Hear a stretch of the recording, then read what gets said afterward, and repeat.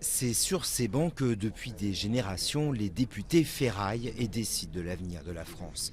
Ici, dans l'hémicycle du Palais Bourbon, sont peaufinés les amendements et votés les lois. C'est aussi là que le gouvernement vient rendre des comptes. Si la gauche l'emporte, l'ancien président du groupe socialiste n'aura que quelques marches à descendre. Sur la législature précédente, M. Jean-Marc Ayrault occupait donc une place à peu près sur la première moitié de cette deuxième travée. Et actuellement, donc, en tant que Premier ministre, eh bien, il va occuper donc cette place qui est ici.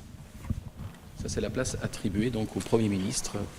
Face à eux, le président de l'Assemblée nationale. C'est lui qui veille au bon déroulé des débats. Avant chaque séance, il se prépare à ce bureau en l'hôtel de Lassay, bureau où Napoléon Bonaparte a signé son abdication en 1814.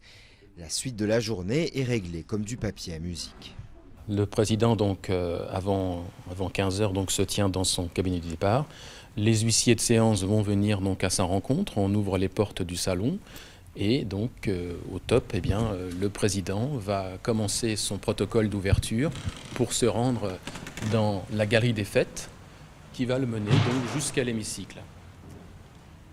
Cette galerie des fêtes, vous voyez, donc, les députés, eux, arriveront par l'un ou l'autre des salons en fonction de leur couleur politique. Salon Delacroix pour ceux de gauche, Pujol pour ceux de droite.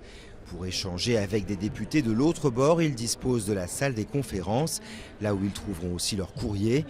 Pour plus de tranquillité, direction la bibliothèque. Cette bibliothèque donc, comprend tout le fonds ancien qui ont été collectés, on va dire, à partir de la Révolution française. On a une collection de plus de 700 000 ouvrages donc, présents dans ces rayonnages. Les travaux de la nouvelle Assemblée commenceront le 26 juin. Jusqu'à début août, François Hollande a déjà trouvé du travail pour les futurs députés, avec une session extraordinaire consacrée aux questions fiscales et budgétaires.